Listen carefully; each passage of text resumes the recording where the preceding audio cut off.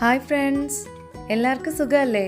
ഇന്ന് നമുക്ക് ട്രെൻഡിങ് ആയിട്ടുള്ള ഇഡ്ഡലി ചെമ്പിൽ വെച്ച് വേവിച്ചെടുക്കുന്ന ചിക്കൻ സാൻഡ്വിച്ച് റെസിപ്പി നോക്കാം. ഇതിനാവശ്യമായ സാധനങ്ങൾ നിങ്ങൾക്ക് ഇഷ്ടമുള്ള വെജീസ് എടുക്കാം കേട്ടോ.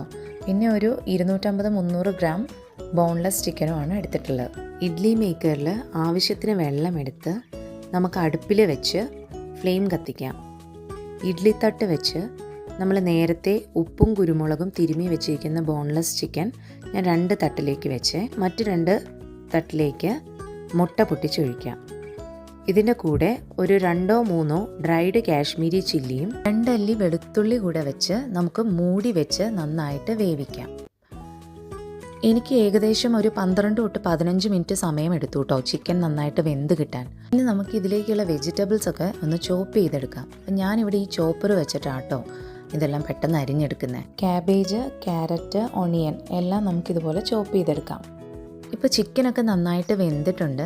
ഇനി ചിക്കൻ നമുക്ക് ചെറിയ കഷ്ണങ്ങളായിട്ട് പിച്ചി ഒരു പാത്രത്തിലേക്ക് മാറ്റി വയ്ക്കാം.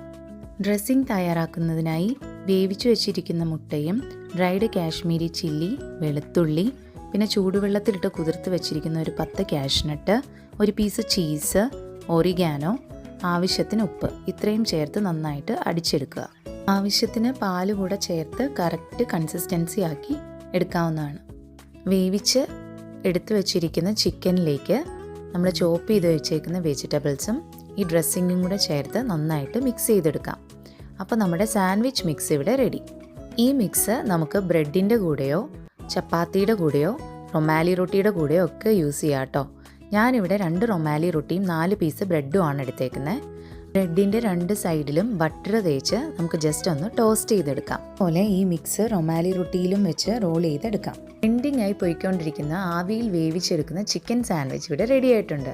ഇത് വളരെ എളുപ്പമാണ്, നല്ല ടേസ്റ്റിയുമാണ്. അപ്പോൾ നിങ്ങളെല്ലാവരും ഇതൊന്ന് ഉണ്ടാക്കി നോക്കണേ.